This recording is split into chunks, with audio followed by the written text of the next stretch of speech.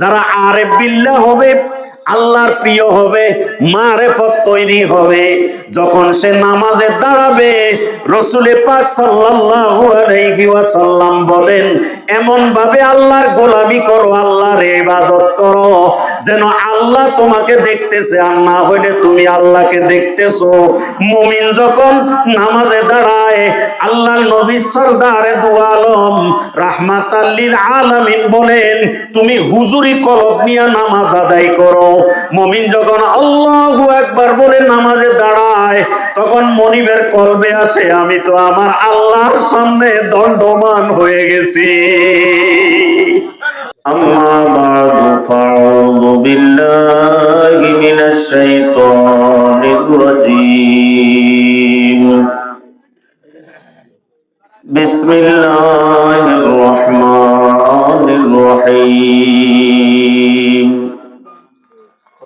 الرحمن علم القرآن خلق الإنسان علمه البيان وقال رسول الله صلى الله عليه وسلم خيركم من تعلم القرآن وعلمه اللهم صل على محمد النبي الأمي وآله وسلم تسليما كثيرا اللهم صل على محمد وأنزله المقعد المقرب عندك يوم القيامة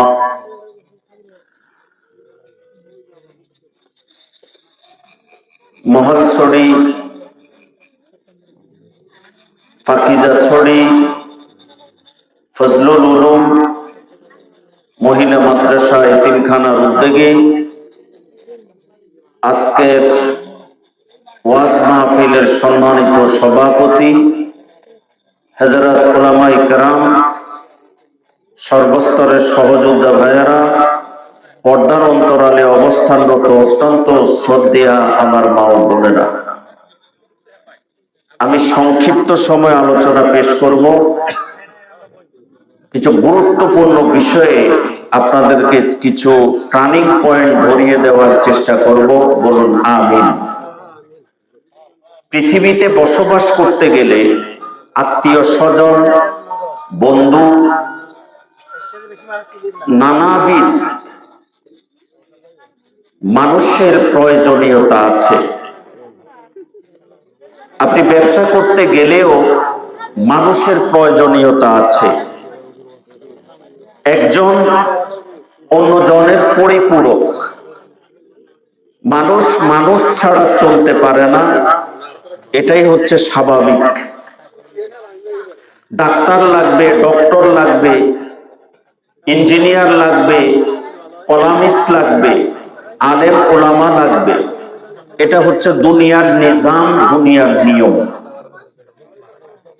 আমরা আজকে দুনিয়াতে আছি, একটি সময় এই দুনিয়ার হায়াতকে শেষ করে আমাদেরকে অসীম অনন্ত একটি মুহূর্ত, একটি ক্ষণ আমাদেরকে হাজির হতে হবে। তার প্রধান স্টেপ হইল মওত, তারপরে হলো আলমে বরজখ, কবরের জীবন, এরপরে হচ্ছে হাসরের ময়দান, হিসাব নিকাশ হবে। মানুষ তিন ভাগে বিভক্ত হবে। একদল সরাসরি জান্নাতে চলে যাবে, আর একদল মুসলমান পাপ করবার কারণে তারা জাহান্নামে যাবে। একটি নির্দিষ্ট সময় পাপাচারের কারণে শাস্তি বহন করে রাসূল পাক সাল্লাল্লাহু আলাইহি ওয়াসাল্লামের সুপারিশের পরে আল্লাহ তাদেরকে আবার চিরস্থায়ী জান্নাতে তাদেরকে ঢুকিয়ে দিবেন। তৃতীয় পক্ষ যারা বিশ্বাসী নন, ইমানদার নন, ইসলামকে, কোরআনকে, হাদিসকে, আল্লাহ ও তার রাসূলকে মানেননি, তাদেরকে আল্লাহ স্থায়ীভাবে জাহান্নাম দান করবেন। এবার আসুন এই দুইটি গোষ্ঠী, দুইটি মহল জান্নাত পাবার জন্য আমাদের কি করণীয়? দুনিয়াতে যেমন বন্ধুর প্রয়োজন, ছেলে সন্তান, আত্মীয় স্বজন, নানাবিধ কর্মস্থলের লোকগুলো আমাদের জন্য প্রয়োজন কিনা? প্রয়োজন কিনা? প্রয়োজন যদি হয়, এটা দুনিয়ার নিয়ম আমরা বুঝি, কিন্তু ওই যে অনন্ত জিন্দিগি আমাদের জন্য অপেক্ষা করছে, ওই জিন্দিগির জন্য আপনি কি কোয়ান্টিটি ব্যালেন্স আপনি তৈরি করতেছেন? কি অর্থ, আখেরাতের অর্থ সঞ্চয় করছেন? আপনার বিবেকের কাছে আমি প্রশ্ন রেখে গেলাম। এই দুনিয়া কিন্তু শেষ হয়ে যাবে, বাট আখেরাত শেষ হবে না। ইমাম গাজালি রাহিমাহুল্লাহ বলেন যে আখেরাতের হায়াত কেমন? সারা দুনিয়া শস্যের দ্বারা ভর্তি করে দিলে একটি পাখি বা একটি কবুতর একটা শস্য দানা যদি 500 বছর পরে এসে নিয়ে যায়, সারা পৃথিবীর শস্য দানা শেষ হয়ে যাবে, বাট আখেরাতের হায়াত শেষ হবে না। এখন ভাবতেছেন শস্য দানা এটা কি জিনিস? এক মুঠ গুনতে পারবেন আপনি? এক মুঠ? সারা আলম শেষ হয়ে যাবে শস্য দানা। 500 বছর পরে একটা পাখি এসে একটা দানা নিবে, কিন্তু শস্য শেষ হবে, কিন্তু আখেরাতের হায়াত শেষ হবে না। এখন আসেন, এই চিরস্থায়ী, একজন কথা বলেন, ওই চিরস্থায়ী হায়াতের জন্য আপনি কি করতেছেন? আমরা কি করতেছি? আল্লাহ সূরাতুর রহমানে ইঙ্গিত করে, ইন্ডিকেট করে আমাদেরকে দাওয়াত দিচ্ছেন, আমাদেরকে নসিহত করতেছেন। এদিকে তাকান, ওইদিকে তাকানোর তো কিছু নেই, ওনারা ওনাদের কাজ করেন। আপনারা যদি এদিক সেদিক করেন তো আমার অ্যাটেনশন নষ্ট হয়ে যাবে, মূল যে থিম নিয়ে আসছে এটা আর মেমোরি থাকবে না। সরাই দিবেন কে? কথা বলে না, আল্লাহ সরাই দিবেন। আপনাদের অ্যাটেনশন হয়তো আমার থেকে আল্লাহ বের করবে, আমার নিজের কোনো ক্ষমতা নেই। তাহলে এই আখেরাতের পাথেও আপনার দুনিয়ার ফ্রেন্ড সার্কেল, দুনিয়ার ইঞ্জিনিয়ার, দুনিয়ার কর্মচারী, দুনিয়ার ব্যবসা বাণিজ্য দিয়ে যেভাবে আপনি পেট পেলেছেন, আখেরাতেও পেট পালা লাগবে। হাদিসের মধ্যে আসছে একজন আখেরাতের ব্যক্তি, তার লং হবে কমপক্ষে 60 হাত। কত হাত? 60 হাত মানে 6 হাত না, 6 কি 60 হাত লম্বা হবে। আমি গবেষণা করে দেখেছি যে এই 60 হাত যদি একজন মানুষের পেট হয়, তার উদর পেট হবে কমপক্ষে 18 থেকে 23 হাত। আল্লাহু আকবার! কি পরিমাণ খাদ্য! এই জন্য হাদিসে আসছে কমপক্ষে 40 প্লেট খানা লাগবে। কয় প্লেট? কয় প্লেট? এই দুনিয়াতে আপনি 1 প্লেট 1.5 প্লেট খেলে পেট ভর্তি, আখেরাতে আপনি 40 প্লেট খাবেন, কারণ আপনার পেট বড় হবে। তাহলে এই পেটের জন্য আপনি কি করতেছেন বলেন? কি করতেছেন? আল্লাহ এই সমস্ত মানুষ ইনসানকে লক্ষ্য করে বলছেন, আর রহমান আল্লামাল কোরআন খলাকাল ইনসান। রহমান দয়াময়, অনন্ত অসীম, যার কোন দয়ার শেষ নাই। দয়া করে, মায়া করে আল্লাহ পৃথিবীতে মানুষ প্রেরণ করেছেন, তার খাদ্যের ব্যবস্থা করেছেন, যেটা যেখানে যে অবস্থায় দরকার ব্যবস্থা করে দিচ্ছেন কে? আল্লাহ। এরপরে আল্লাহ বলতেছেন কি?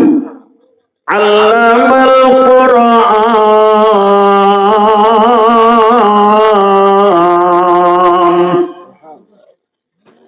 আমি কোরআন শিখিয়েছি, আমি তোদেরকে কোরআন শিক্ষার প্রজ্ঞা দান করেছি। খলাকাল ইনসান, মানুষ তৈরি করেছি। দুনিয়ার জমিনে দেখা যায় মানুষ আগে কোরআন শেখে না, আসবার পরে কোরআন শেখে। কিন্তু আল্লাহ এখানে বিপরীতমুখী কেন বললেন? আল্লাহ কেন উল্টা কথা বললেন, মানে বিপরীতমুখী কেন বললেন? রাইসুল মুফাসসিরিন ইবনে আব্বাস রাদিয়াল্লাহু তাআলা ওই আয়াতের ব্যাখ্যায় লেখেন, ইনসান মানুষ মানুষ হয় না, ইনসান আল্লাহওয়ালা হয় না, ইনসান মানুষের মতো মতবাদ তৈরি হয় না, ইনসানের মধ্যে মনুষ্যত্ববোধ তৈরি হয় না, যে ইনসান আল্লাহর কালাম অনুসারে জীবন যাপন করে না। ঠিক কিনা? এই কারণে আল্লাহ কোরআনের জিকির আগে করেছেন, মানুষের জিকির পরে করেছেন। এই মানুষকে তৈরি করার জন্য আল্লাহ কোরআন দিয়েছেন। ওই কোরআন অনুসারে যদি মানুষ জীবন যাপন করে, আল্লাহ বলে প্রকৃতভাবে সে ইনসানের খাতায় নাম লেখাবে ইনসান। ওই ইনসানের প্রতিশব্দ হইল ইহসান, ইনসানের প্রতিশব্দ হইল ইহসান। ইনসানের আরেকটা শব্দ হইল দয়াময়, ইনসানের আরেকটা শব্দ হইল রহম করা মানুষের প্রতি, পশুর প্রতি। সবচেয়ে বড় রহম হইল ওই ইনসান যে মালিক তারে বানাইছে, ওই মালিকের ইবাদত করে করে মালিকের সান্নিধ্য যাওয়ার জন্য সিঁড়ি বেয়ে বেয়ে বেয়ে বেয়ে সেই ওই আরেফ বিল্লাহদের অন্তর্ভুক্ত হবে। কন্যা সুবহানাল্লাহ। যারা আরেফ বিল্লাহ হবে, আল্লাহর প্রিয় হবে, মারেফত তৈরি হবে। যখন সে নামাজে দাঁড়াবে, রাসূল পাক সাল্লাল্লাহু আলাইহি ওয়াসাল্লাম বলেন, এমন ভাবে আল্লাহর গোলামি করো, আল্লাহর ইবাদত করো যেন আল্লাহ তোমাকে দেখতেছে, আর না হইলে তুমি আল্লাহকে দেখতেছো। মুমিন যখন নামাজে দাঁড়ায়, আল্লাহর নবী সরদারে দু আলম রাহমাতাল লিল আলামিন বলেন, তুমি হুজুরি কলব নিয়ে নামাজ আদায় করো। মুমিন যখন আল্লাহু আকবার বলে নামাজে দাঁড়ায়, তখন মনিবের কলবে আসে, আমি তো আমার আল্লাহর সামনে দণ্ডমান হয়ে গেছি। আপনি যখন আলহামদুলিল্লাহি রাব্বিল আলামিন বলেন, আল্লাহ বলেন, ও গোলাম, ও গোলাম রে, তুই আমারে কেন ডাকস? আমি আল্লাহ তো তোর জন্য হাজির। ফেরেশতারে বলে, দেখ ও ফেরেশতারা, তোরা না কইছিলি বান্দা বান্দি দুনিয়াতে আসলে ফাসাদ সৃষ্টি করবে, ফিতনা সৃষ্টি করবে। তারা তো আমি আল্লাহর প্রশংসা করতেছে, কেন করতেছে জানোনি? তারা আবার বলতেছে রব্বিল আলামিন, কারণ আমি বিশ্ব জগতের প্রতিপালক, আসমানের মালিক, জমিনের মালিক, লৌহ কলম আরশ কুরসির মালিক, জাহান্নামের মালিক, জান্নাতের মালিক, সোয়া লক্ষ আম্বিয়ায়ে কেরামের মালিক, সোয়া লক্ষ সাহাবায়ে কেরামের মালিক, তাম দুনিয়ার চতুর্দিকে যা কিছু দেখতেছে সব কিছুর মালিক। আমার বান্দা আমাকে স্বীকৃতি দিচ্ছে, আমার বান্দা আমাকে স্বীকৃতি দিচ্ছে। কন্যা সুবহানাল্লাহ। এজন্য বান্দার উচিত হইল আরেফ বিল্লাহদের অন্তর্ভুক্ত হওয়ার জন্য, ওলি আল্লাহদের দপ্তরে নিজের নামটা লেখাবার জন্য ওই ব্যক্তি আল্লাহর এই সূরাতুর রহমানের উপরে আমল করা। কোরআন নাই তার জিন্দেগি নাই, কোরআন নাই তার জীবনে শান্তি নাই, কোরআনের তেলাওয়াত নাই তার জীবনে শান্তি নাই, কোরআনের আমল নাই তার জিন্দেগিতে রুজি রোজগারে বরকত নাই। কোটি কোটি কোটি টাকা কামাবে কিন্তু বরকত দিবে না কে? কথা কন না কেন? দেখবেন যারা বড় লোক তাদের অভাব কিন্তু দূর হয় না। এই ব্যাংকের এত লোন, ওই ব্যাংকের অত লোন, এখানে এত ঋণ, ওখানে এত প্ল্যান, ঘুম যাবার টাইম নাই। এই ফজলুল উলুম মহিলা মাদ্রাসার আজকে সেই কোরআনুল কারীমের বাগান তৈরি করা হয়েছে। আর রহমান আল্লামাল কোরআন খলাকাল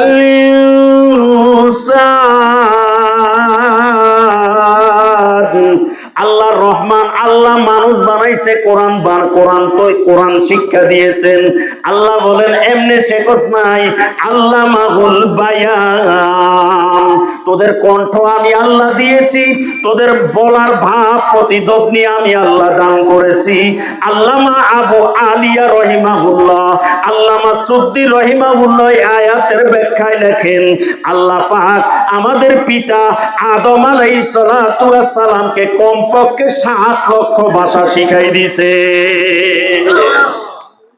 আপনি কোরআন শিখবেন কণ্ঠ দিয়া, আপনি কোরআন শিখবেন সেটা ক্যাপচার করবেন ব্রেনের মধ্যে দিয়া দান করেছেন কে? আল্লাহ বলেন আল্লামাহুল বায়ান। ইংরেজি কার ভাষা, আরবি কার ভাষা, বাংলা কার ভাষা? সব গোত্রীয় মানুষকে আল্লাহ সুবহানাহু ওয়া তাআলা ভাষা দান করেছেন মানুষের ভাব প্রকাশ করবার জন্য। এজন্য মেরে দোস্ত আর বুজুর্গ, তোমার কণ্ঠটা আল্লাহর দেওয়া। আল্লাহ বলতেছে আমায় কণ্ঠ দিছি, কোরআন শেখ, কোরআন শেখ।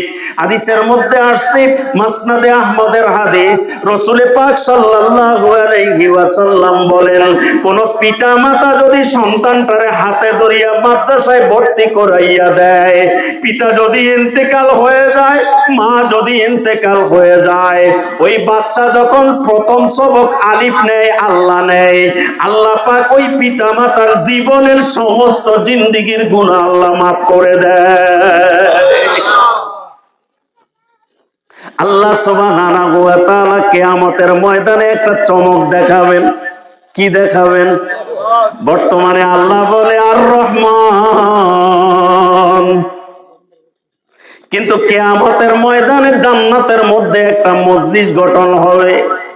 আল্লাহ সুবহানাহু ওয়া তাআলা তাফসীরে কুরতুবীর মধ্যে আসছে, তাফসীরে রুহুল মানির মধ্যে আসছে, তাফসীরে মাযহারের মধ্যে আসছে, তাফসীরে কবীরের মধ্যে আসছে, তাফসীরে উসমানী আল্লামা সিব্বির আহমদ উসমানী রাহিমাহুল্লাহ তাফসীর উল্লেখ করেছেন।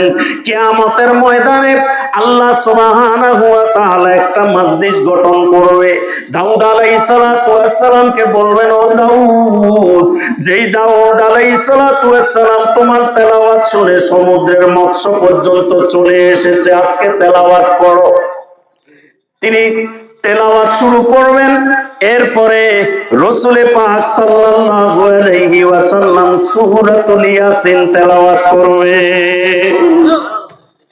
ইয়াসিন ওয়াল কুরআনিল হাকীম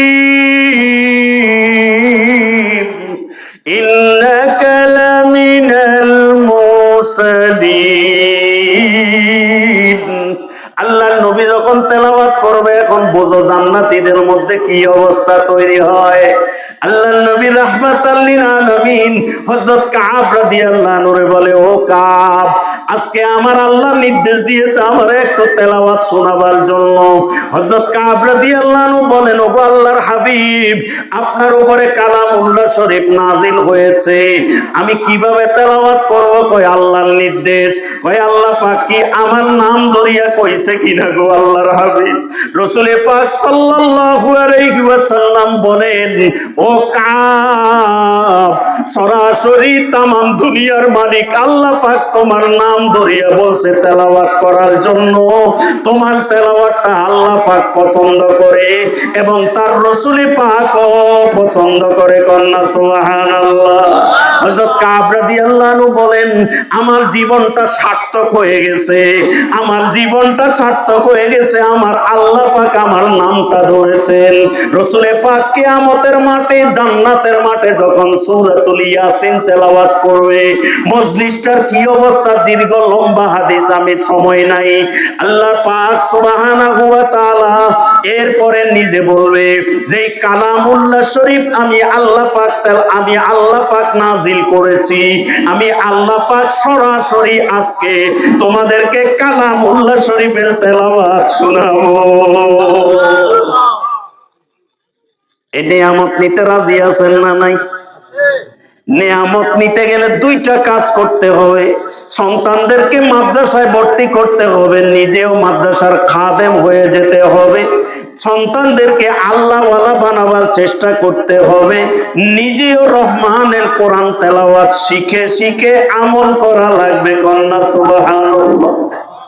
এরপরে আল্লাহ পাক এবার বলেন, যেই কোরআন আমি নাজিল করেছি, আজকে আমি নিজে তোদেরকে কোরআন তেলাওয়াত শোনাবো। আনা রহমান,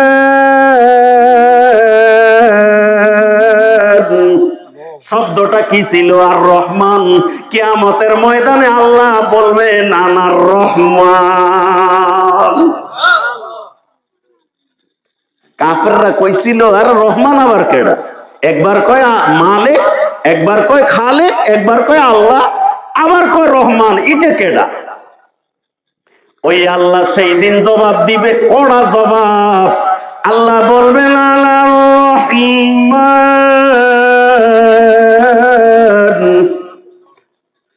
আল্লামাল কুরআন খলাকাল ইনসান আল্লামাহুল বায়ান। পৃথিবীর মালিক যখন তেলাওয়াত করবে কেমন পরিস্থিতি হবে? ওই মজলিসে যাওয়ার জন্য প্রস্তুত আছেন না নাই? কি কাজ না করে না কাজ করে? কাজ করে। এই কারণে কোরআনের শিক্ষা, খায়রুকুম মান তাআল্লামাল কুরআনা ওয়া আল্লামা। ওই ব্যক্তি তোমাদের মধ্যে সর্বশ্রেষ্ঠ যেই ব্যক্তি কালামুল্লাহ শরীফ তেলাওয়াত শেখে, তেলাওয়াত করে এবং অন্যকে শিক্ষা দেয়। আল্লাহ পাক কিয়ামতের ময়দানে মুমিনদেরকে ডাকবেন, আসো। কোরআন যারা করবে, এটা বাইহাকি শরীফের মধ্যে আসছে। রমজানের রোজাও আপনার এইভাবে করে আল্লাহ পাকের সাথে উকিলগিরি করবে, যারা করবে। শেষ কথা হলো, আল্লাহ সুবহানাহু ওয়া তাআলাকে শেষ পর্যন্ত কোরআন বলবে, আল্লাহ গো আপনার কোরআন সত্য কিনা বলেন। আল্লাহ সুবহানাহু ওয়া তাআলা বলবেন, অবশ্যই আমার কোরআন সত্য। কইলে তোমার কোরআন অনুসারে এই তোমার বান্দা, এই তোমার বান্দি আমল করেছে, বাচ্চাগুলোকে কোরআন শিখাইছে, কোরআন অনুসারে আমলে জিন্দেগি ধারণ করেছে। আল্লাহ তুমি তাদের মাফ করে দাও। আল্লাহ বলে, আয় আয় কোরআন, তোর সুপারিশে আমি আমার বান্দা বান্দির জীবনের সমস্ত গুনাহগুলোকে ক্ষমা করে দিলাম। কাহিনী এখানে শেষ নাই, এবার লাস্ট কাহিনী। আল্লাহ বলবেন, নুরুজ্জামান তো ডেইলি 100 বার দুরূদ শরীফ পড়ছে, খায়রুজ্জামানে 102টা পড়ছে। এখন এরেও যদি সমান তারালে জান্নাত দেই, আমার তো ইনসাফ কায়েম হবে না। কথা বুঝাইতে পারছি কিনা? এবার আল্লাহ ডাকবে, ও হাফেজে কোরআন, আলেমে দ্বীন, ফরেজগারেরা আসো, তেলাওয়াত করো। এখন হাফেজরা তেলাওয়াত করবে, আলহামদুলিল্লাহি রাব্বিল আলামিন। এইভাবে তেলাওয়াত করতে করতে হাফেজে কোরআন যেখানে থামবে, ওই পরিমাণ উচ্চ মাকাম, জান্নাতের মাকাম আল্লাহ তাকে দান করে দিবে। কোন হাফেজে কোরআন? শুধু কোরআন হেফজ করছে না, না, হুজুর একটা কথা কয় না, আল্লাহর নবী কোরআন হেফজকারীকে 10 জন 9 জন হাফেজি কোরআন সুপারিশ করে জান্নাতে নিবে বলেছেন, কিন্তু এরপরে শব্দটা আলেম ওলামা প্রায় বলে না। তারা হইল কারা? যারা কোরআন অনুসারে আমল করে, হাদিস অনুসারে আমল করে। ওই হাফেজে কোরআন জাহান্নাম ওয়াজিব হয়ে গেছে। এই ধরনের 10 জন 9 জন আত্মীয় স্বজনকে নিয়ে হাফেজে কোরআন জান্নাতে যেতে পারবে। এখন বাকি হইল আলেমদের কথাও আছে। আল্লাহর নবী মিশকাত শরীফের হাদিসে উল্লেখ করেছেন, এলাকার প্রত্যেকটা আলেম কমপক্ষে পুরা হামসায়াত, পুরা একটা জাতি গোষ্ঠী নিয়ে আল্লাহর জমিনের থেকে যারা দ্বীনের উপরে অটল ছিল, আল্লাহর হাবিব সরদারে দু আলম রাহমাতাল লিল আলামিনের হাতে তুলে দিবেন। হাউজে কাউসারের পেয়ালা পান করে করে আল্লাহ ওই আলেম একটা গোষ্ঠীকে সুপারিশ করে করে আল্লাহর জান্নাতে প্রবেশ করাই দিবে। শর্ত হইল আমলওয়ালা আলেম, সহি শুদ্ধ আকীদাওয়ালা আলেম লাগবে। এরপরে এবার সাধারণ পাবলিক রে ডাকবে, এবার দেখি তুমি তেলাওয়াত করো। আপনি তেলাওয়াত করবেন, তেলাওয়াত করতে করতে যেখানে গিয়ে আপনার তেলাওয়াত শেষ হবে ওই পরিমাণ জান্নাতের নিয়ামত আল্লাহ আপনাকে দান করে দিবে। শেষ হাদিস বলে আমার বয়ান শেষ। দুনিয়াতে আব্দুল কুদ্দুস আব্দুর রহিম কাজ করলে অর্থ কড়ি দেয়, ঠিক কিনা? যদি কাজ না করে অর্থ কড়ি দেয়, বেতন দেয়? চুক্তি নিলে চুক্তি শেষ করার আগে অর্থ কড়ি দিবে? দিবেন। জান্নাতের মধ্যে রহিমা বেগমের একটা জান্নাত ফেরেশতারা বানাইছে। প্রশ্ন করতে পারে হুজুর কি কয়, জান্নাত আবার বানাইবো কা? জান্নাত তো আগেই আছে না, আগে নাই। এ হুদা জান্নাতের মানে বড় উর্বর, কোনো কিচ্ছু নাই, সব খালি। সব কি হাদিসের মধ্যে আসছে, বলেন না? হযরত মূসা আলাইহিস সালাতু ওয়াস সালাম রাসূল পাক সাল্লাল্লাহু আলাইহি সাল্লামের সাথে মেরাজে দেখা, সালাম দিয়া বলল আপনার উম্মতকে আমার সালাম দিবেন আর বলবেন জান্নাতের মাটি বড় উর্বর। বড় কি উর্বর। আপনার উম্মতকে বলবেন সুবহানাল্লাহ আলহামদুলিল্লাহ ওয়ালা ইলাহা ইল্লাল্লাহু আল্লাহু আকবার। এই তাসবিহ বেশি বেশি পড়তে, এটা যত পড়বে আল্লাহ জান্নাতের মধ্যে তার একটা গাছ বানিয়ে দিবেন। এই হাদিসের ব্যাখ্যায় আল্লামা মোল্লা আল কারি রাহিমাহুল্লাহ এবং বদরে আলী মিরাটি রাহিমাহুল্লাহ তার জামানুস সুন্নাহ নামক কিতাবে উল্লেখ করেছেন যে আল্লাহ সুবহানাহু ওয়া তাআলা ওই সমস্ত বান্দা বান্দীদেরকে লক্ষ্য করে বলেন, হে ফেরেশতারা, তোমরা কেন তার জান্নাতের কাজ ছেড়ে দিয়েছো, বানাচ্ছ না কেন? বলে যে সে আগে নামাজ পড়তো, এখন আর পড়ে না। আগে জিকির করতো, এখন আর পড়ে না। কোরআন পড়তো, এখন আর পড়ে না। এই কারণে জান্নাতের বালাখানা অট্টালিকা বানাবার জন্য আমরা তার কোনো রসদপাতি পাচ্ছি না। রসদপাতি মানে দুনিয়ার উদাহরণ দিলে বুঝবেন। আপনার ঘরে সিমেন্ট লাগে কিনা? উত্তর দেবেন। সিমেন্ট লাগে কিনা? কিনা লাগে কিনা? রড লাগে কিনা? কিনা লাগে কিনা? বালু লাগে কিনা? সোন সুটকি সব লাগে কিনা? আদার্স জিনিসপত্র এনে দিলেই না মেস্তরি আপনার বিল্ডিং বানাই দিবে, ঠিক কিনা? এখন যদি গনের ও বিল্ডিং, ও ইট, ও বালু, ও আসবে না, কাজ করা লাগবে। কাজ করে তারপরে টাকা দিয়ে ওগুলো সংগ্রহ করে দিলে মেস্তরি কাজ করবে, ঠিক কিনা? ফেরেশতারা যখন আপনার বিল্ডিং এর বালাখানা বানায়, আপনি যদি আমল আগে করতেন, এখন করে না, যেই পরিমাণ আছে ওই পরিমাণে থাকে। এটার উদাহরণ আবার দুনিয়াতেও আছে। আছে কিনা? অনেকের বিল্ডিং বানাবার পরে অনেকে উঠতে পারে না। বাজেট করছে 22 লাখ, হাওলাত করে গেছে 27 লাখ, এখনো উঠার কোনো নামগন্ধও নেই। 5-7 বছর, 10 বছরও, 20 বছরও অনেকের পড়ে থাকে। এরকম আছে না নাই? সত্য না মিথ্যা? আল্লাহ তো এটাই করছে। বেহেশতের মধ্যে ফেরেশতারা আদা মাদা বেহেশত বানাই রাখছে। কি রে ফেরেশতারা আদা মাদা বেহেশত বানাই রাখছ, ঘটনা কি? কয় জরি না তো আগে বাপের বাড়িতে আসিল, ওখানে পর্দা করতো, কোরআন তেলাওয়াত করতো, নামাজ পড়তো। এখন জামাইয়ের বাড়ি যখন বড় লোকের কাছে বিয়ে দিছে, সকাল সন্ধ্যা টাঙ্কাটা টাঙ্কাটা টাঙ্কাটা। বুঝেন নাই মনে হয়? পর্দাও নাই, নামাজও নাই, খালি জম্মের মতো খায় আর নাচেঙ্গে আর এশ করেঙ্গে। কত ঠিক না? এখন আল্লাহরে কয় আল্লাহ, আল্লাহ তো জানে, জানার পরেও জিগায় ঘটনা কি? কয় না, ওনার কাম করে না। এজন্য মেরে দোস্ত আর বুজুর্গ, আল্লাহ সুবহানাহু ওয়া তাআলা দুনিয়াতে আপনি যত নামাজ পড়বেন, ফরজ নামাজ, ওয়াজিব নামাজ, সুন্নত নামাজ, নফল নামাজ, যত বেশি আল্লাহর কোরআন তেলাওয়াত করবেন, যত বেশি আল্লাহর দ্বীনের কাজ করবেন, যত বেশি আল্লাহর দ্বীন কায়েমের কাজ করবেন, যত বেশি গাছ লাগাবেন, সমাজ সেবা করবেন, যত বেশি ইসলামী রাজনীতি করবেন, যত বেশি মা বাবার খেদমত করবেন, যত বেশি ছেলে মেয়েকে দিনদার বানাবেন, ওই জান্নাতের মধ্যে আপনার বালাখানা আল্লাহ ফেরেশতা দিয়ে বানাইতে থাকবে। কমপক্ষে কয় তালা? আবু দাউদ শরীফের হাদিস, কমপক্ষে, কথা কয় না, কমপক্ষে ক তালা? 1000 তালা। ওয়া ক হাজার? আরে আল্লাহ, কয় হাজার? এটা এক তালা লইয়া বাইয়ে বাইয়ে বুড়কি টাকা ঢুকে, ঠিক কিনা? আল্লাহ দিবে কয় তালা?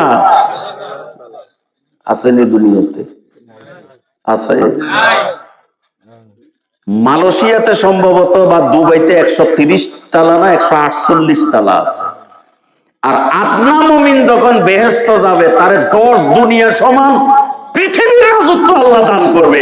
আল্লাহু আকবার কাবির। বেড়া মেম্বার চেয়ারম্যান এলে মানুষ ফালাই দর, কল্লা ফালাই দর। সামান্য বেটা ওয়ার্ডের একটা মেম্বার হইয়া ডাইল চুরি, বাইল চুরি, কাইল চুরি, সাইল চুরি, কত চুরি তুই কর।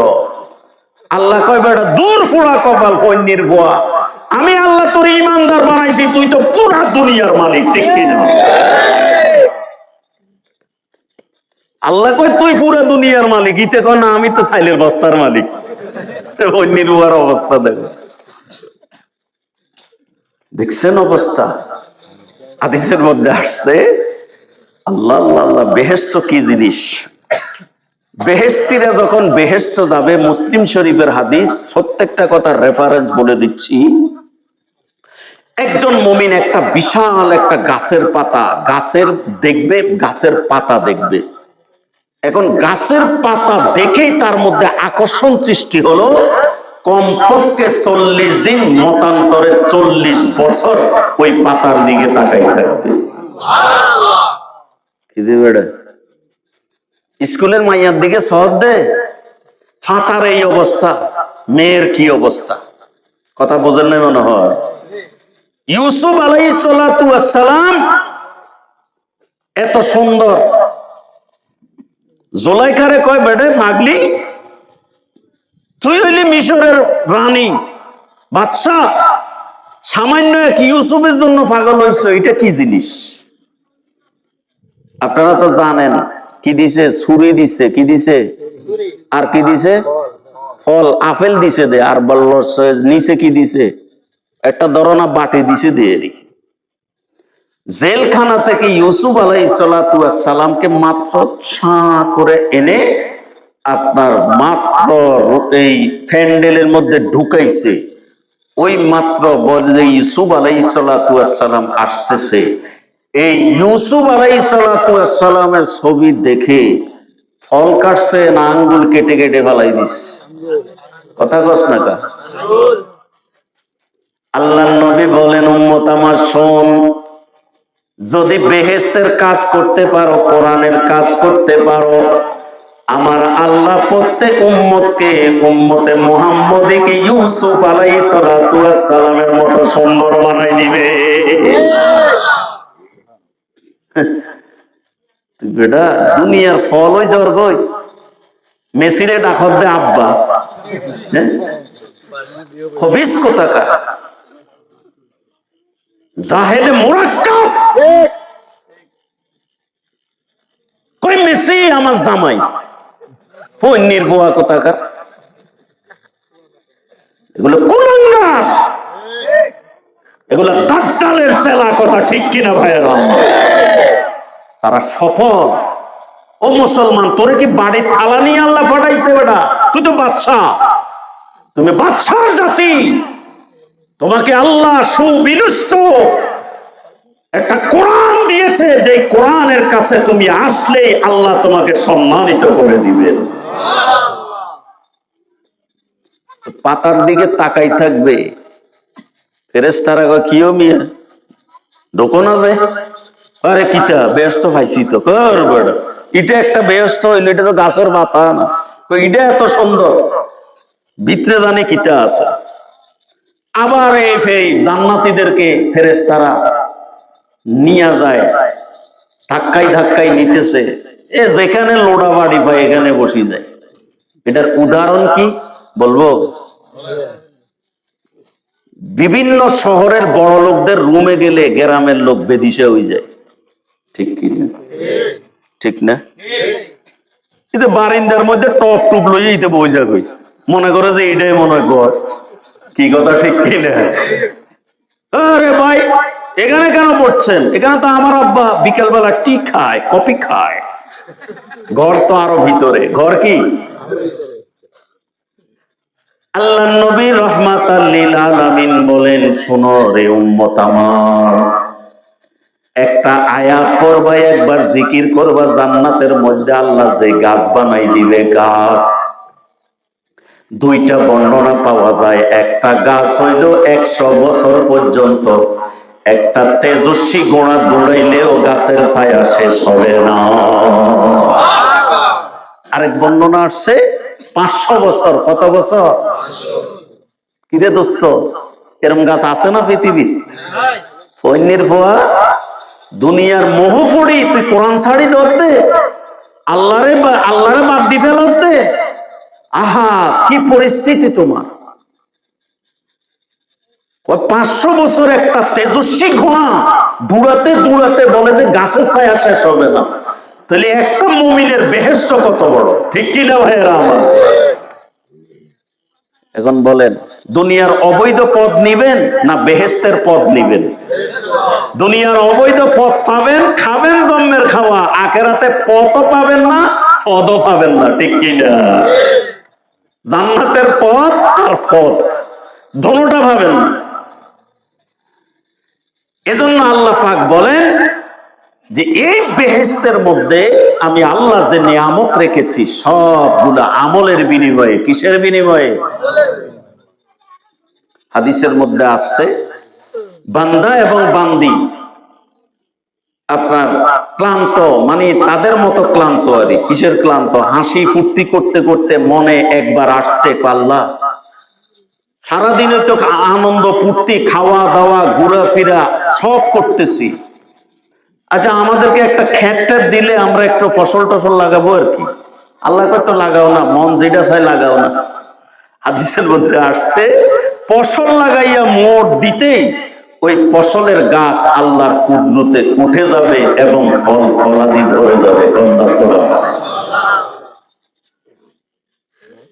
গ্লাসের হোটেলে গেছিলেন? গ্লাসের হোটেল জান নাই? বেহেশতের মধ্যে আছে, হাদিসে আছে, এমন ধরনের গ্লাস হবে আপনি ওখানে চলবেন, নিচে দিয়া পানির নহর সমূহ প্রবাহিত হবে, লাল নীল খয়েরি নানা রকমের ফিশ মাছ সেখান দিয়ে প্রবাহিত হবে। মুমিন দেখে চমকে যাবে এবং তাকিয়ে থাকবে 100 বছর। কন্যা সুবহানাল্লাহ। আত্মা আরার ঘরে জরিনা বেগম হদ দেওয়াটা জামাই আত্ম মনসার খাইবার দেয়, বুঝেন না? বলো আমার স্ত্রী কয়, স্বামী এই মাছ তো বড় সুন্দর, আমার তো খাইতে মন চাইতেছে। আল্লাহ সুবহানাহু ওয়া তাআলা সাথে সাথে এটা ভুনা করে তার সামনে এনে দিবে। সুবহানাল্লাহ। আর কি লাগে? এজন্য মেরে দোস্ত আল্লাহ পাক বলেন যে এই কোরআনুল কারীম আমি আল্লাহ শিখাইছি, মানুষ বানাইছি, বানাবার পরে তোদের কণ্ঠ, তোদের বলবার বাক স্বাধীনতা, তোদের যে আলা জিহ্বা, বড় জিহ্বা, বলবার জন্য যে ক্ষমতা দরকার সবকিছু দান করেছেন কে?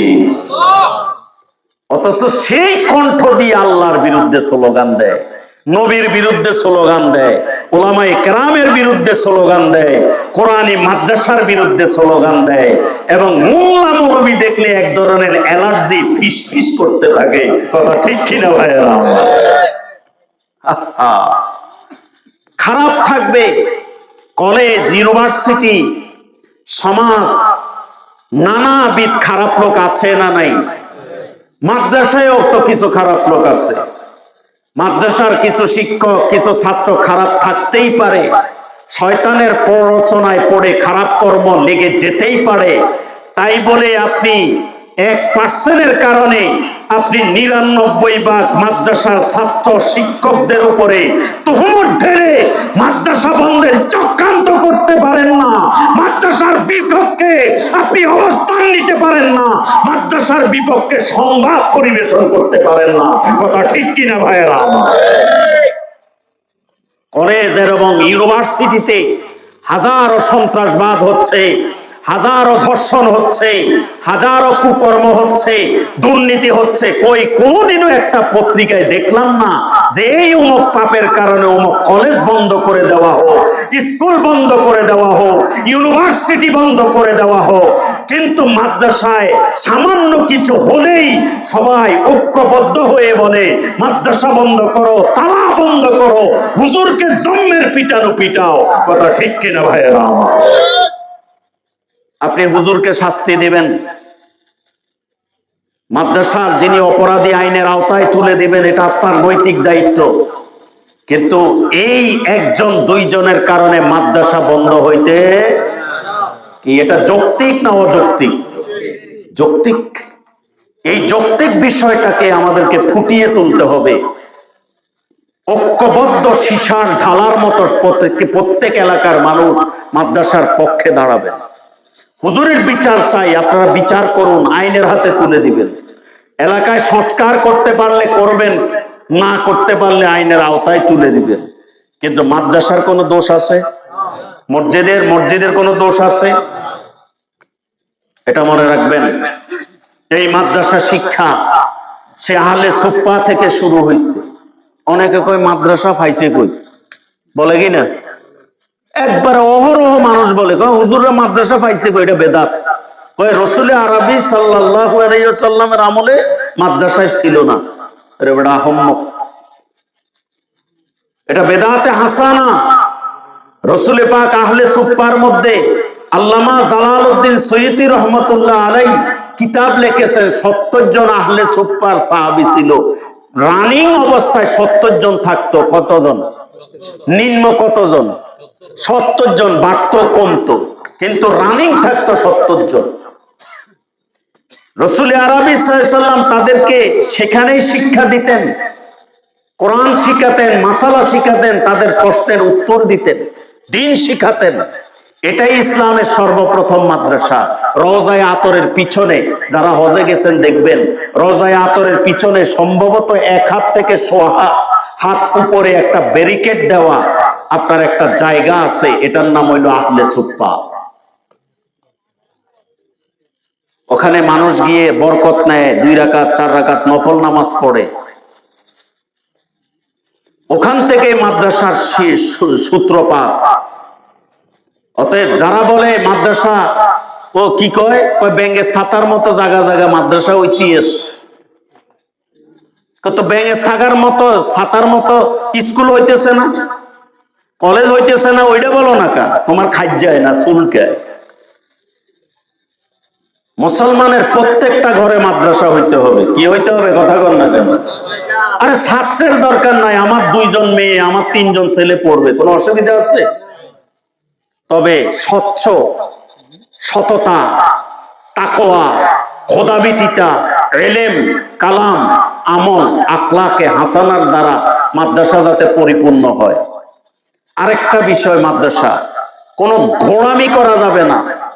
ব্রেনের মধ্যে জিদ রেখে ছাত্রের উপরে প্রহার করা যাবে না। ছাত্র আল্লাহর আমানত। কার আমানত? কার আমানত? আপনি হইলেন 30 বছরের যুবক, 30 বছরের শিক্ষক, আপনি ছাত্রটারে পিটাইতেছেন, তার বয়স মাত্র 8 বছর, জন্মের পিটান পিটাইতেছে। এই কারণে অনেক ছাত্র দেখা গেছে তারা দিন থেকে সরে যায়, বড় হইলে ইসলামের প্রতি ঘৃণা সৃষ্টি হয়। আমি এই মাদ্রাসার যারা আছেন তাদেরকেও বলতে চাই, মাদ্রাসার ছাত্রদের প্রতি স্নেহ, মমতা, আদর, হৃদ্রতা, ভালোবাসা, মহব্বত দিয়ে তাদেরকে পাঠ দিবেন। হ্যাঁ, ব্যাত রাখবেন, মারবেন না, কিন্তু ভয় দেখাবেন। আর যদি মারতে হয় মৃদু প্রহার করবেন পায়ের গোছায়, মৃদু প্রহার, মৃদু প্রহার। এটার ব্যাখ্যা কি? এটা হাদিসে আছে। ফাটবে না, ছিঁড়বে না, ফুলবে না, লাল হবে না, এরকম প্রহার করবেন। আজকে এগুলো ফলো না করবার কারণে নাস্তিকরা আমাদের উপরে আঙ্গুল তুলতে সাহস পায়, ফাসেকরা আমাদের বিরুদ্ধে আঙ্গুল তুলতে সাহস পায়। এটা আমাদেরকে সতর্ক হতে হবে। কারণ প্রত্যেকটা অভিভাবক তাদের কষ্টের অর্জিত অর্থ দিয়ে বাচ্চাগুলোকে আপনার এখানে আনছে। আপনি একজন মা, একজন শিক্ষক, পিতা, অভিভাবক, অভিভাবিকা, আপনার শারীরিক অবকাঠামোর জিদ, আপনার পরিশ্রমের জিদ আপনি ছাত্রের উপরে ঢেলে দিয়েন না।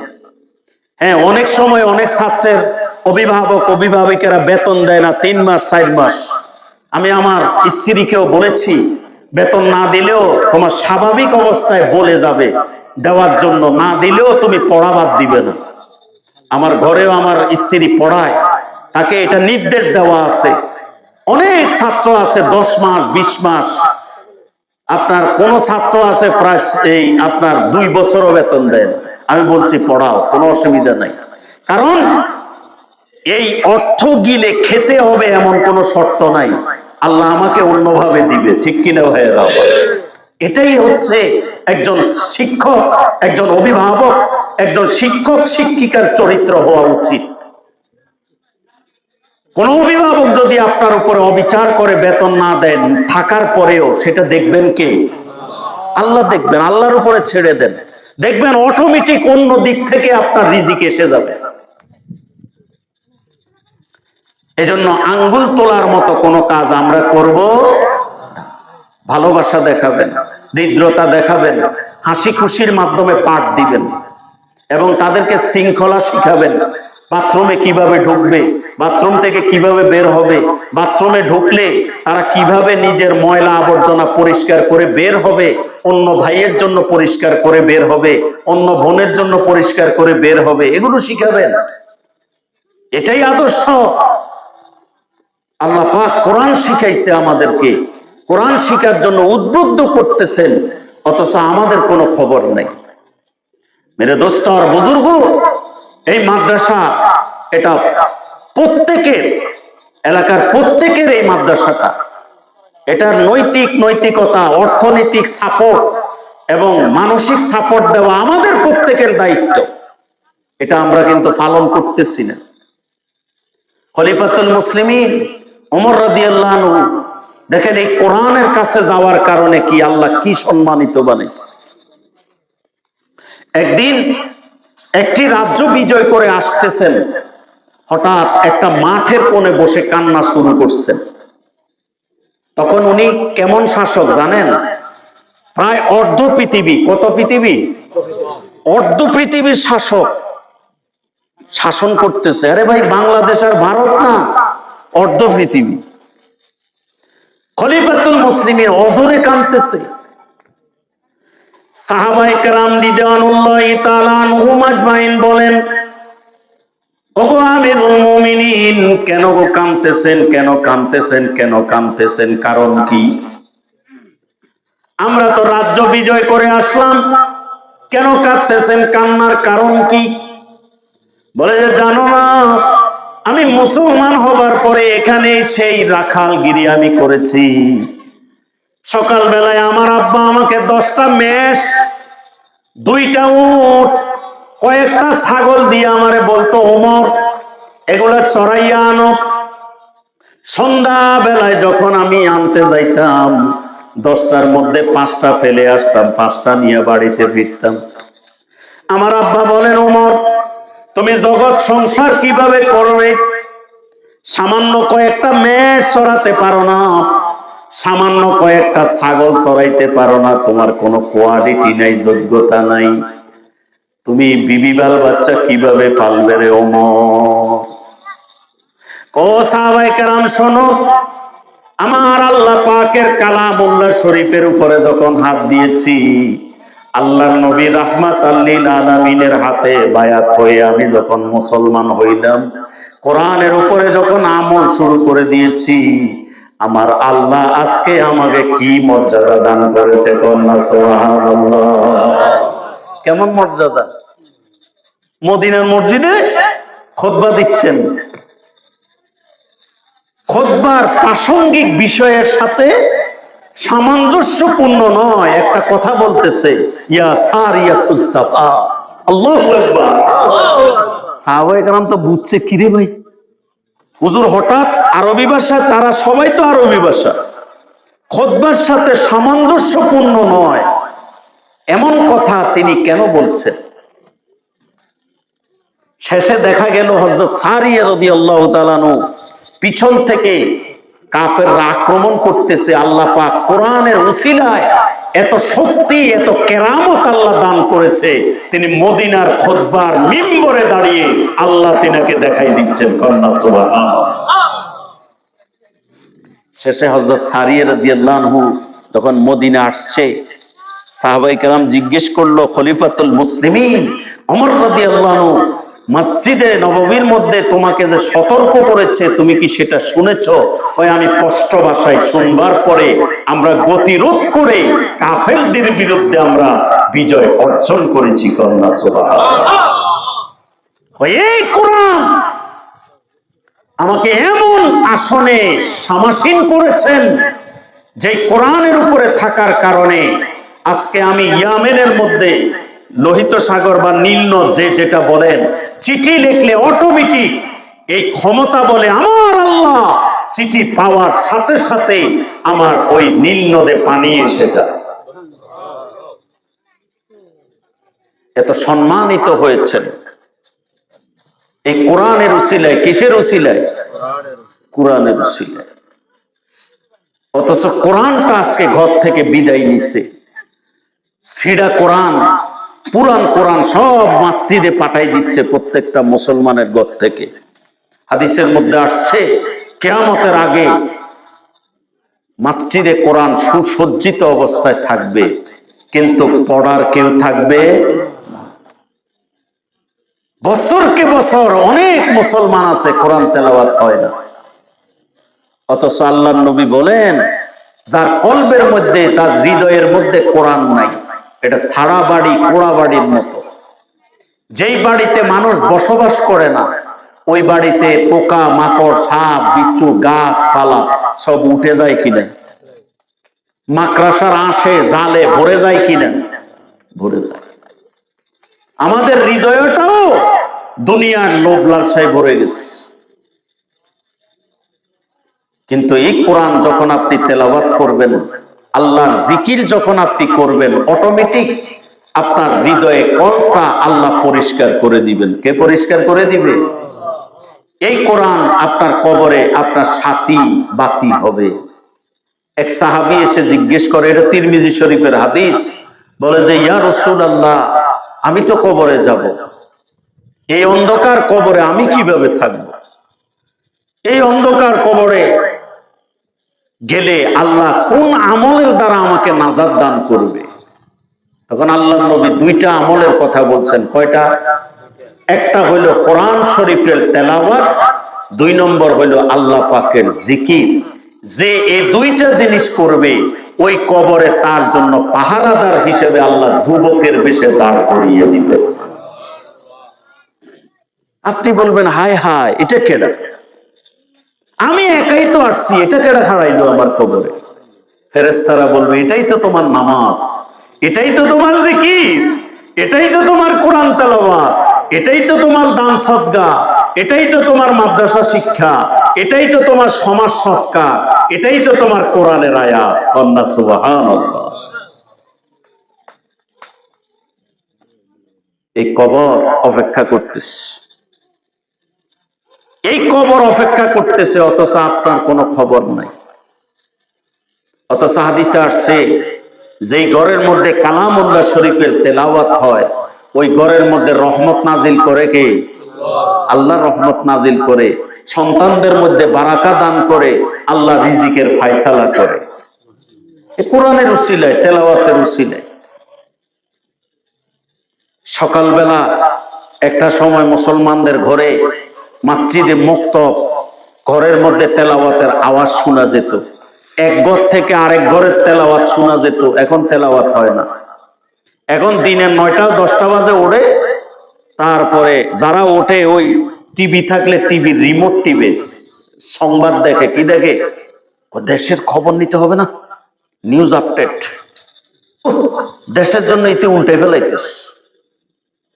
নিউজ দেখতে তো দোষ নাই, কিন্তু ফজরের পরে কি করতে হবে? তেলাওয়াত করতে হবে। কি করতে হবে? তেলাওয়াত। এই তেলাওয়াতের কারণে আপনার হৃদয়ে যে মরিচিকা গুনাহ সব ঝরাই দিবেন কে? আল্লাহ। এই কারণে আল্লাহ বলে ইনসান হবে, মানুষ হবে কোরআনের শিক্ষার কারণে। কিসের কারণে? ডক্টর মোহাম্মদ শহীদুল্লাহ রহিমাহুল্লাহ একটা মাজলিসে গেছিল, সবাই বড় বড় বিটকেস ভর্তি সার্টিফিকেট নিয়ে হাজির হইছে ওই সেমিনারে। অনেকে অনেক ধরনের পাণ্ডিত্য এবং শৈলিক বাক্য বিভিন্ন বিষয়ে কথা বলেছেন। তো তিনাকে যখন দেওয়া হইল, তিনি বক্তব্যের এক প্রসঙ্গে বলেন যে তোমরা পণ্ডিত বটে, তবে তোমাদের পাণ্ডিত্যের আগে পণ্ডিতের আগে একটা শব্দ বসবে, সেটা হইল মূর্খ। তোমরা হইল মূর্খ পণ্ডিত, কারণ তোমাদের এত কিছু সার্টিফিকেটের মূলে, এত শিক্ষার মূলে, তোমাদের এত বক্তব্যের মূলে কোরআনের একটা আয়াত নাই, কোরআনের তাফসীর নাই, হাদিস নাই। তোমরা মূর্খ পণ্ডিত, তোমরা আসলে পণ্ডিত নয়। কথা ঠিক কি না? তাহলে এখন বলেন, আপনার বাচ্চাটাকে তো কোরআন পারে না, আপনি নিজেও পারেন না। মসজিদে গেলে অনেক সময় থাকে। কি থাকে? সময় থাকে না, সুন্নত পড়ি। আরবে আছে এই নিয়মটা, এখনো আছে, আমাদের বাংলাদেশে নাই।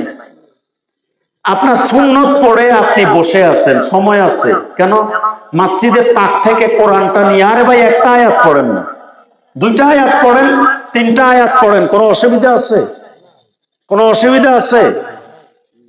কিন্তু পড়তেছেন না তো। আর মানুষে আশা করে মসজিদে কোরআন দান করে, তো লাভ কি? কোরআন তো সাজাই রাখছে, এতে দান করি আর ফায়দা কি? এজন্য মসজিদে গেলে সময় পেলে বসে বসে কোরআন তেলাওয়াত করবেন। আবার জোরে না, কারণ জোরে পড়লে আরেকজন সুন্নত পড়বে, তার ডিস্টার্ব হবে কিনা। এত বুজুর্গির দরকার নাই, আস্তে আস্তে পড়বেন। কার জন্য পড়বেন? মানুষ আপনাকে কোরআন তেলাওয়াতকারী বলবে, এই জন্য পড়বেন? হৃদয়ে কার সন্তুষ্টি রাখবেন? আল্লাহ পাকের। এজন্য কিয়ামতের মাঠে আল্লাহ আপনাকে বলবেন তেলাওয়াত করো। করতে করতে যখন শেষ পর্যায়ে যাবেন গা, আর নাই, আল্লাহ বলবেন এবার সিলমোহর মেরে দাও, তারে তার পরিমাণ জান্নাত দান করো। সব কিছু যখন একত্র হবে, আল্লাহ শেষ একটা ঘোষণা দিবে। কয়টা ঘোষণা? 2টা ঘোষণা দিবে। সালামুন কওলাম মির রাব্বির রহিম।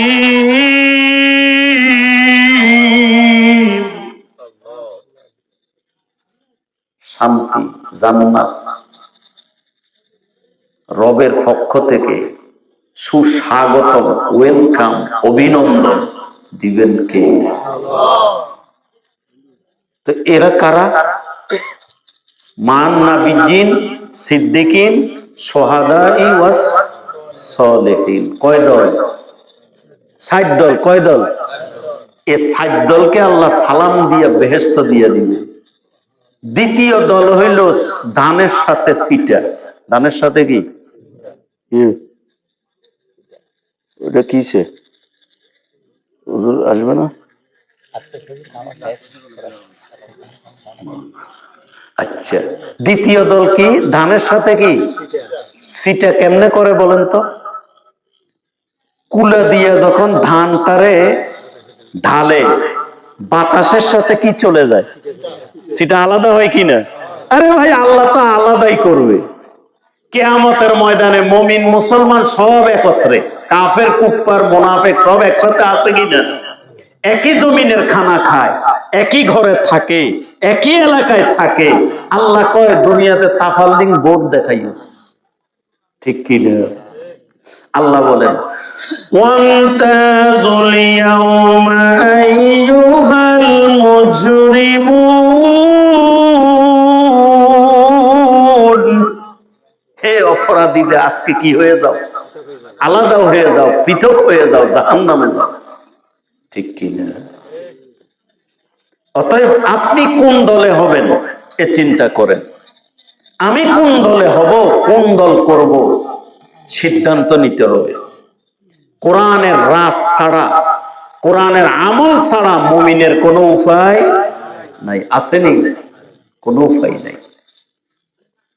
সাহাবায়ে কেরাম একে অন্যের সাথে দেখা হইলে আপনার নিজের ঈমানের বিষয়ে, কোরআনের বিষয়ে, ইসলামের বিষয়ে কথা বলতো। আর এখন আমরা যেটা করি সেটা হলো আমরা এগুলা করি না, আমরা করি আপনার ছেলে কোথায় থাকে, আজকে কয় টাকা ইনকাম করছেন, আজকে কোন প্ল্যানটা করছেন, এগুলার আলোচনা। এগুলার আলোচনার পাশাপাশি ঈমান, আমল, কোরআনের বিষয়ে আলোচনা করলে ঈমান বাড়বে না কমবে? বাড়বে না কমবে? তো বাড়ানির তালে তো কেউ নাই। অতএব এই ফজলুল উলুম মাদ্রাসা যেটা আমি বুঝাইতে চাইছি, এটা আপনাদের এলাকার মাদ্রাসা। এটাকে সহযোগিতা করা, পরামর্শ দেওয়া, এটার পিছনে ছাত্র ছাত্রী দেওয়া, এটা আপনাদের নৈতিক দায়িত্ব। কি কথা বুঝাইতে পারছি কিনা? আর এটার বেনিফিট কি হবে? কিয়ামতের মাঠে এই বাচ্চাগুলো আমাদের জন্য সুপারিশ করবে। কাদের জন্য? আপনি কি মনে করেন যে এরা আপনাকে ফেলে চলে যাবে? আপনাকে ফেলে বেহেশতে চলে যাবে আপনি কি মনে করেন? না, এরা আপনাকে ফেলে জান্নাতে যাবে না, আপনার জন্য সুপারিশ করবে, আপনার জন্য বেনিফিট হবে, লাভ হবে, লস হবে না। এই লস প্রজেক্ট করতে করতে আমাদের অবস্থা খারাপ। অতএব এই কোরআনের শিক্ষাটা যাতে আমাদের জন্য জরুরি মনে করি, জরুরি হয়। রাসূল পাক সাল্লাল্লাহু আলাইহি ওয়াসাল্লাম এই কোরআনের শিক্ষার জন্য জীবনকে উৎসর্গ করেছেন। অতএব আসুন এই কোরআনের শিক্ষাটাকে আমরা জরুর মনে করে এবং কোরআনের শিক্ষাটাকে নিজের মনে করে আমরা এগিয়ে যাই, কোরআনের সাথে থাকি। পারবেন ইনশাআল্লাহ?